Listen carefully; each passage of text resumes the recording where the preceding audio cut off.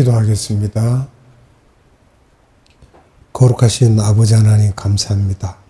오늘도 복된 날을 허락하시고 우리를 부르사 생명의 말씀 앞으로 인도하신 하나님 감사합니다. 세상의 모든 일에서 우리가 손을 떼게 하시고 오직 하나님의 말씀에만 우리의 마음을 드리기 위한 복되고도 귀한 시간에 성령님 함께 역사하사 말씀을 선포하는 자에게나 말씀을 듣는 자에게나 동일한 은혜 가운데 성령의 기름 부으심으로 인하여 우리가 세상 것을 잊고 오직 하나님의 말씀에만 우리의 영과 혼을 온전히 드릴 수 있는 복되고 귀한 시간이 되도록 역사하여 주시옵소서.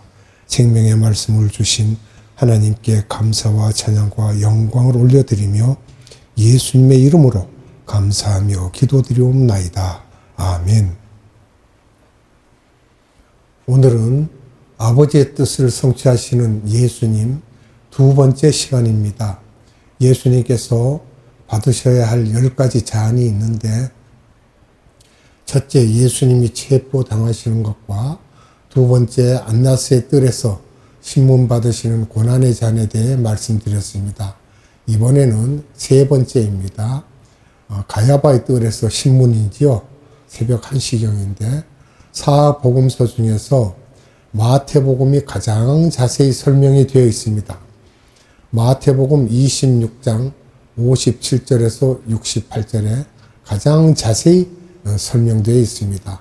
마가복음에서는 14장 53절로 65절, 누가복음에서는 22장 63절로 71절, 요한복음은 18장 25절에서 27절에 기록이 되어 있습니다.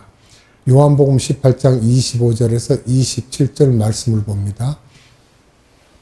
시몬 베드로가 서서 불을 쬐더니 사람들이 묻되 너도 그 제자 중 하나가 아니냐?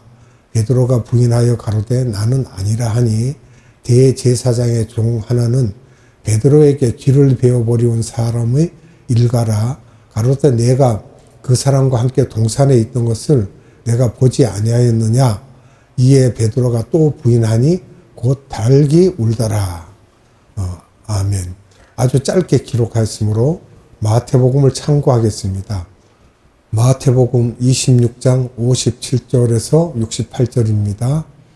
예수를 잡은 자들이 끌고 대제사장 가야바에게로 가니 거기 서기관과 장로들이 모여 있더라. 베드로가 멀찍이 예수를 쫓아 대제사장의 집 뜰에까지 가서 그 결국을 보려고 안에 들어가 하속들과 함께 앉았더라. 대제사장들과 온 공회가 예수를 죽이려고 그를 칠 거짓 증거를 찾으매 거짓 증인이 많이 왔으나 얻지 못하더니 후에 두 사람이 와서 가로되 이 사람의 말에 내가 하나님의 성전을 헐라 사흘에 지을 수 있다 하더라 하니 대제사장이 일어서서 예수께 묻되 아무 대답도 없느냐? 이 사람들의 너를 치는 증거가 어떠하뇨 하되 예수께서 잠잠하시거늘 대제사장이 가로되 내가 너로 살아계신 하나님께 맹세하게 하노니 내가 하나님의 아들 그리스도인지 우리에게 말하라.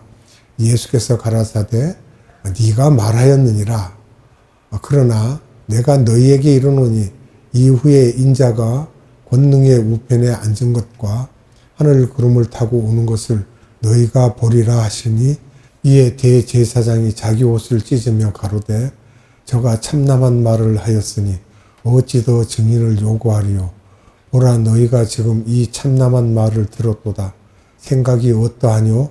대답하여 가로되 저는 사형에 해당하니라 하고 이에 예수의 얼굴에 침 뱉으며 주먹으로 치고 혹은 손바닥으로 때리며 가로되 그리스도야 우리에게 선지자 노릇을 하라. 너를 친 자가 누구냐 하더라. 아멘. 제사장이 옷을 찢으면 안 되는 근거가 있습니다. 레위기 10장 6절과 레위기 21장 10절에는 옷을 찢으면 그것도 사형에 처하게 되어 있습니다. 죽여야 하는 근거는 어디에 있느냐? 신성모독죄라고 하였습니다. 레위기 24장 16절에 여호와의 이름을 회방하는 자는 죽이라고 되어 있기 때문에 그렇습니다. 베드로가 부인하는 모습을 보시는데 여기에서 두 번째와 세 번째를 보시면 우리가 알 수가 있습니다. 그러나 가야바는 사형을 결정할 권한이 없으므로 빌라도에게 보냈습니다. 예수님이 가야바의 집에 가니 서기관들과 장로들이 사내들인 공회로 모여 우리나라에 같으면 국회와 같은 그런 모임이죠. 모여서 기다리고 있었고 거기에 베드로도 하숙들 틈에 껴서 있었습니다.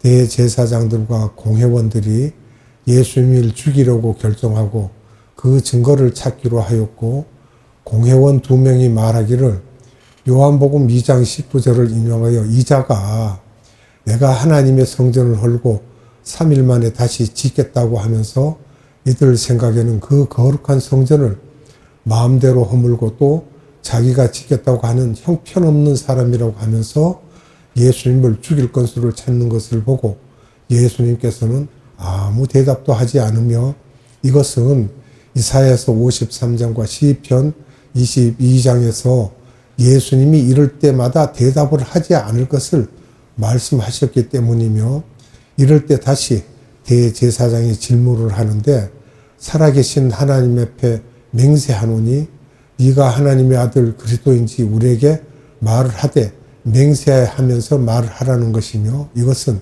너나 우리들이 다 종교인이며 너도 구약의 여호와 하나님을 믿지 않느냐 그러니 그 하나님의 이름으로 하라는 것입니다. 네가 과연 하나님의 아들이고 그리스도인지를 대답하라고 하자 예수께서 말씀하시기를 네가 말하였도다. 그러니까 네가 말했다. 그 말대로.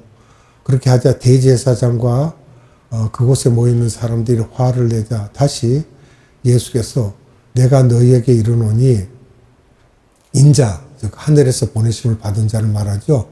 인자가 본인이 인자라고 하면서 권능의 우편에 앉은 것과 하늘 구름을 타고 오는 것을 보리라 하시면서 예수님께서 하늘 보좌 우편에 앉으실 것과 하늘 구름을 타고 재림하실 계획을 이들에게 소화를 하든 못하든 발표를 하자.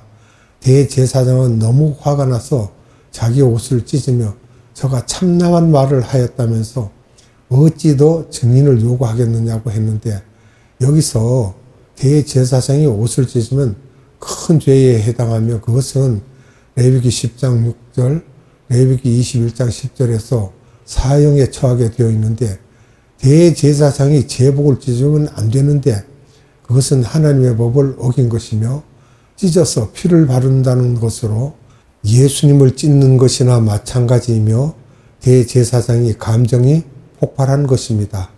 대제사장이 이렇게 하나님을 대단히 믿는 종교이지만 애꾸 종교성을 가진 사람이며 하나님만 믿고 자기가 다 안다고 생각하고 예수에 대해서는 모르면서 다 안다고 하니까 열이 나서 진짜 예수님이 오셔서 내가 하나님의 아들이요 그리스도라고 하자 화가 나서 감정이 폭발하고 이성을 상실하였던 것입니다. 크리스찬들 중에 이렇게 제대로 알지 못하면서 가르쳐주면 열내고 듣지 않는 사람들이 있습니다.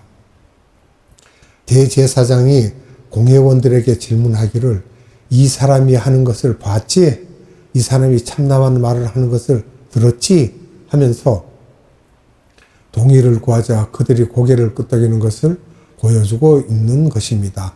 마태복음 26장 66절과 마가복음 14장 64절이에요.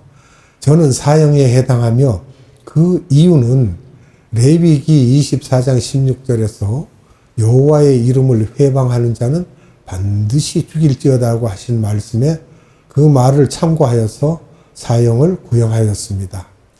이렇게 한 후에 가야바가 열이 나서 예수님에게 침을 탁 뱉었죠. 마태는 이렇게 말하였지만 마가는 한 가지를 못해요. 마가복음 14장 65절에 마태, 누가, 요한에는 없는 내용인데요.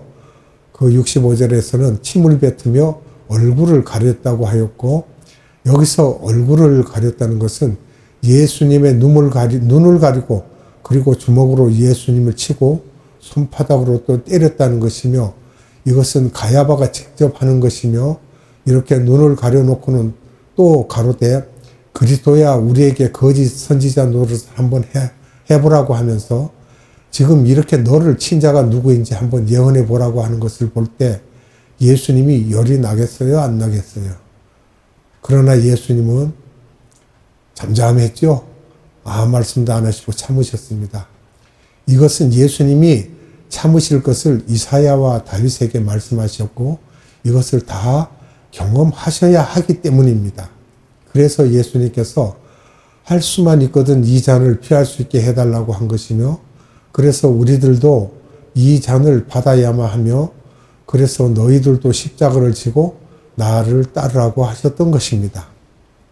이 잔은 예수님이 십자가를 지기 위한 과정 중에 하나이기 때문에 주님을 따르는 자는 이런 과정을 겪어야만 합니다.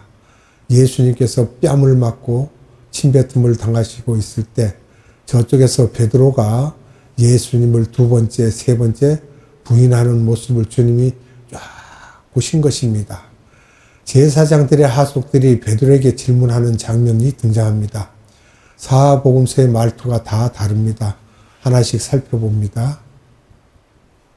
마태복음 26장 71절입니다. 앞문까지 나아가니 다른 비자가 저를 보고 거기 있는 사람들에게 말하되 이 사람은 나사렛 예수와 함께 있었도다 하매 이렇게 질문하죠. 마가복음 14장 70절입니다. 또 부인하더라. 조금 후에 곁에 서 있는 사람들이 다시 베드로에게 말하되 너는 갈릴리 사람이니 참으로 그 당인이라. 또 이렇게 합니다. 요한복음 18장 25절을 봅니다. 시몬 베드로가 서서 불을 쬐더니 사람들이 묻되 너도 그 제자 중 하나가 아니냐. 베드로가 부인하여 가로되 나는 아니라 하니. 아멘. 여기서 대답의 모양새로 조금씩 다 다른데 요한은 부인하여 가로되 나는 아니다 하고 마태는 내가 그 사람을 알지 못하노라 했고 또 마가는 또 부인하더라 하면서 짧게 대답하시고 또 누가는 나는 아니다라고 대답했습니다. 다시 1시간 정도 지난 후에 비자들이 질문하는 장면입니다. 사복음서에서 비교를 해보면요. 누가복음에서는 한 사람이 장담하여 가로되 이는 갈릴리 사람이니 참으로 그와 함께 있었느니라 이렇게 말하고요. 마가복음은 너는 갈릴리 사람이니 참으로 그 당이다 라고 말했고 마태복음에서는 너도 진실로 그 당이다. 내 말소리가 표명한다 라고 했고 요한복음은 핵심을 찔러서 요한복음 18장 26절에서 겟세마네에서 말고의 길을 자를 때 옆에 있던 비속이 말하는 장면으로 이 비속이 베드로에게 말하는데 베드로 너 겟세마네 동산에서 예수와 함께 있으면서 함께 나오는 것을 내가 봤다라고 말하는 것입니다. 요한복음 18장 26절 봅니다. 대제사장의 종 하나는 베드로에게 길을 베어버리운 사람의 일가라 가로되 내가 그 사람과 함께 동산에 있던 것을 내가 보지 아니하였느냐. 아멘. 그런데도 그렇게 증거가 있는데도 베드로는 계속해서 예수님을 모른다고 부인하였습니다. 마태복음 26장 74절을 봅니다. 저가 저주하여 맹세하여 가로되 내가 그 사람을 알지 못하노라 하니 달기 곧 울더라. 아멘. 마가복음 14장 71절입니다. 베드로가 저주하며 맹세하되 나는 너희의 말하는 이 사람을 알지 못하노라 하니. 아멘. 여기서 베드로가 아주 오리발을 완전히 내밉니다. 누가복음 22장 60절을 봅니다. 베드로가 가로되 이 사람아 나는 너 하는 말을 알지 못하노라고 방금 말할 때에 닭이 곧 울더라. 아멘. 요한복음 18장 27절입니다. 이에 베드로가 또 부인하니 곧 닭이 울더라. 아멘.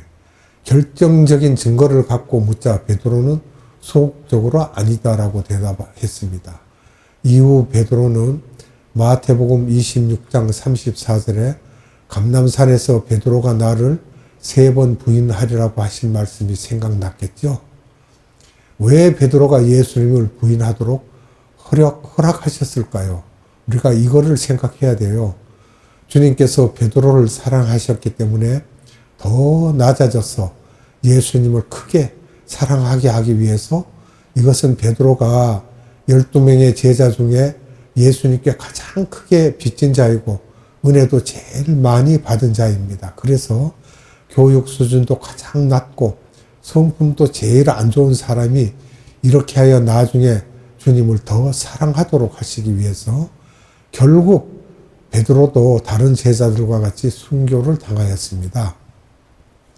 이렇게 가야바의 뜰에서 신문받는 장면이었는데 가야바는 사형을 구형할 수는 있지만 실형을 내릴 수는 없었던 것입니다. 왜냐하면 가야바는 유대인 종교 지도자이며 산헤드린 공회에서는 그 당시 로마 황제 속에 있었으므로 로마 황제가 어느 정도의 자치권은 있었지만 사형권은 로마 사람이 결정하도록 했기 때문입니다. 그 당시 로마 황제인 디베릴리우스 황제가 자기의 대리인으로 각 로마 제국에 자기의 대리인을 파송하였는데 그 당시 유대 지방, 사마리아, 사해 지방을 담당하는 대리인이 있었는데 그가 이태리 로마 사람인 빌라도 총독이었던 것입니다. 그 다음에 빌라도의 뜰에서 신문하시는 내용들을 봅니다. AD 26년으로 행정관으로 로마 시민이며 5번째 유대 지방 총독으로 부임을 했던 사람입니다. 그래서 빌라도가 결정을 해줘야지만 사형을 할 수가 있었지요. 그런데 빌라도의 직속 상관이 한 사람 있었습니다. 이 직속 상관이 헤롯 왕이었습니다. 그래서 우리가 성경을 읽으시려면 헤롯 왕조를 또 아셔야 합니다. 그러면 헤롯 왕조를 우리가 살펴봐야 됩니다. 하스모니안 왕조라고 하는데요. BC 166년에서 63년입니다. 이스라엘의 독립국가 시대죠. 이때를 마카비 때라고 우리가 말합니다.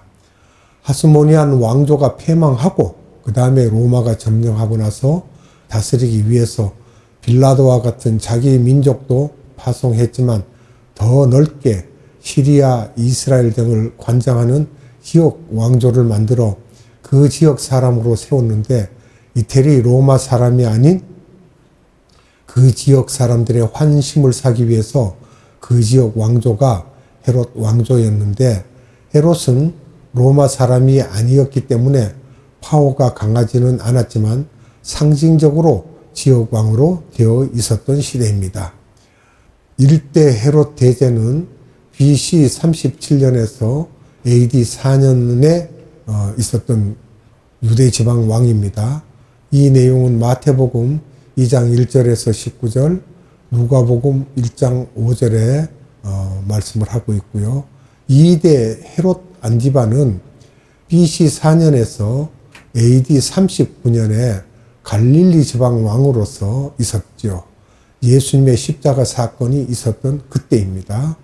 이 내용들은 누가복음 3장 1절, 누가복음 19장 20절, 누가복음 13장 31절에서 33절, 누가복음 23장 7절에서 12절, 마태복음 14장 1절에서 11절, 마가복음 6장 14절에서 29절 이렇게 안디바 갈릴리 지방 왕으로 있을 때의 일들이죠.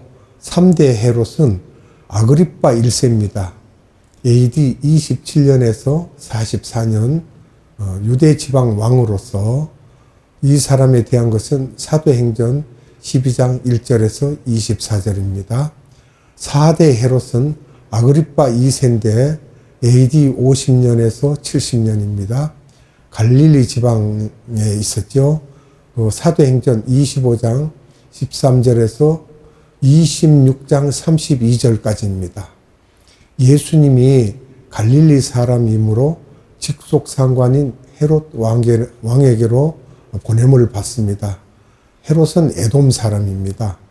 마태복음 27장 1절에서 26절, 마가복음 15장 1절에서 15절, 누가복음 23장 1절에서 12절, 요한복음 18장 28절에서 38절 빌라도와 헤롯은 서로 민족이 다르므로 사이가 사실은 안 좋았었습니다. 실세는 빌라도였기 때문에 빌라도의 처가 꿈을 꾸고 예수님이 죄가 없으신 것을 알고 빌라도에게 말하였고 빌라도 또한 예수님이 죄가 없음을 끝까지 믿고 있었고 그래서 사도신경에서 빌라도에게 고난을 받았다고 하는데 이 사실은 빌라도에게 예수님께서는 그렇게 고난을 받지는 않으셨습니다. 후에 애굽 정교회에서는 자기들의 전례로 매해마다 6월 25일에 빌라도의 처와 빌라도를 성인으로 생각하고 성인으로 추대하고 복양하는 전통이 있으며 이렇게 같은 크리스찬이지만 빌라도에 대한 반응이 다르며 또 전설에 빌라도가 자살을 하였다는 말도 있고 빌라도가 디베르우스 황제에게 목이 잘려 참수당했다는 말도 있지만 거기에 대한 자세한 근거는 없습니다. 이렇게 가야바에게 신문을 받고 사형 구형을 받았지만 실제로 형이 확정되기 위해서는 빌라도의 허가를 구해야 했으므로 그래서 빌라도에게 간 것입니다. 빌라도의 관저는 또 어디에 있었습니까? 우리가 보면요.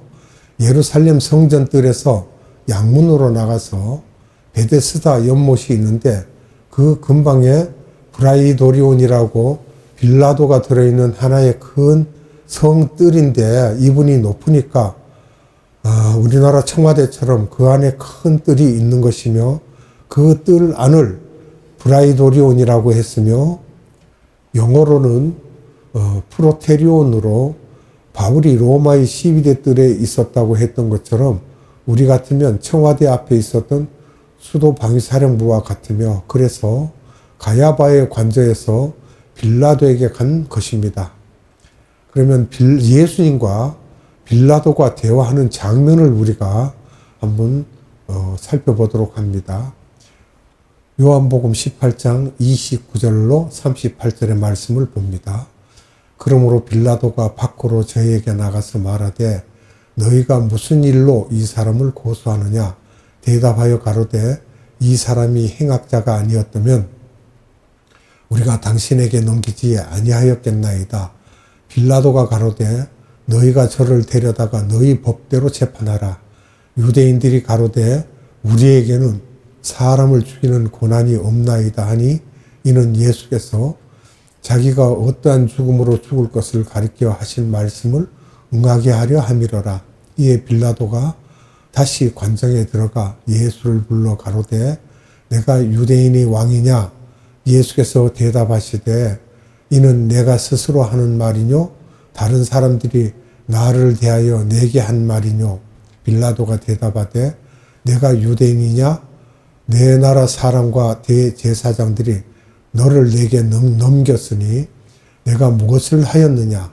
예수께서 대답하시되 내 나라는 이 나라에 속한 것이 아니라 만일 내 나라가 이 세상에 속한 것이었다면 내 종들이 싸워 나로 유대인들에게 넘기우지 않게 하였으리라.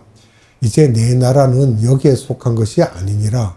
빌라도가 가로되 그러면 내가 왕이 아니냐? 예수께서 대답하시되 내 말과 같이 내가 왕이니라. 내가 이를 위하여 났으며 이를 위하여 세상에 왔나니 곧 진리에 대하여 증거하려 함이로라. 무릇 진리에 속한 자는 내 소리를 듣느니라 하신대 빌라도가 가로되 진리가 무엇이냐 하더라.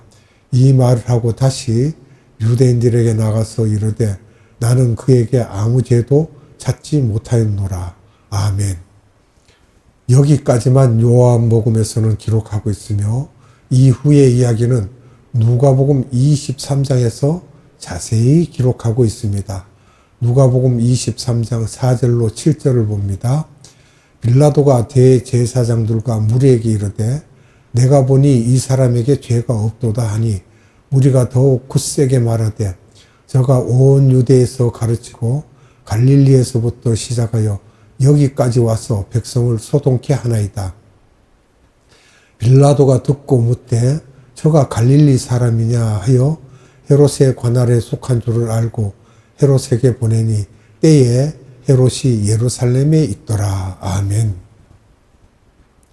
누가복음 23장 6절에서 예수가 갈릴리 사람이냐 하면서 빌라도에게 생각나는 것이 헤롯 안디바가 갈릴리 지방의 분봉왕이었는데 6월절에 유대 지방이 소동함으로 그 당시 예루살렘에 내려와 헤롯 왕 관저에 와 있었으므로 빌라도는 이 문제를 헤롯에게로 보내기로 결정하므로 그래서 다시 헤롯 안디바의 관저로 옮겨왔던 것입니다.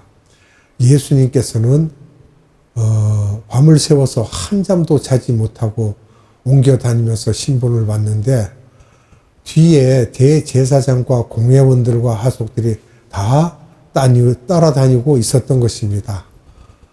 다음 시간에 말씀을 또 연결해서 드리도록 하겠습니다. 기도하겠습니다. 참사랑이신 아버지 하나님 감사합니다. 오늘도 예수님께서 이 땅에 오셔서 우리를 위하여 우리의 죄를 위하여 피 흘리시고 돌아가시기 위하여 그가 받아야 할 모든 잔들에 대한 내용들을 자세히 알게 하심을 감사드립니다. 우리는 성경 말씀을 볼 때 한 곳만 쳐다보고 그렇다 하지만은 성경 이쪽 저쪽 여러 곳을 살펴보면 다 순서에 의해서 기록되어 있고 그 순서들을 잘 나열해서 보면 예수님께서 받으신 그 잔에 대한 것을 자세히 우리가 알게 하신 하나님 감사합니다. 오늘도 생명의 말씀으로 우리 영혼에 인치신 하나님 아버지께 무한한 감사와 찬양과 영광을 올려드리며 예수님의 이름으로 감사하며 기도드리옵나이다. 아멘. 축도로 예배를 마치도록 하겠습니다. 지금은 우리 구주 예수 그리스도의 한량없는 은혜와 하나님의 극진하신 사랑하심과 성령님의 감화, 감동, 교통, 역사하심이 오늘 예배드린 모든 자들의 머리 위에와 이 나라의 많은 교회들 위에와 이 나라의 많은 선교회 위에와 에바다 국제 선교회 위에 지금으로부터 영원토록 함께 하시기를 예수님의 이름으로 축원하옵나이다. 아멘.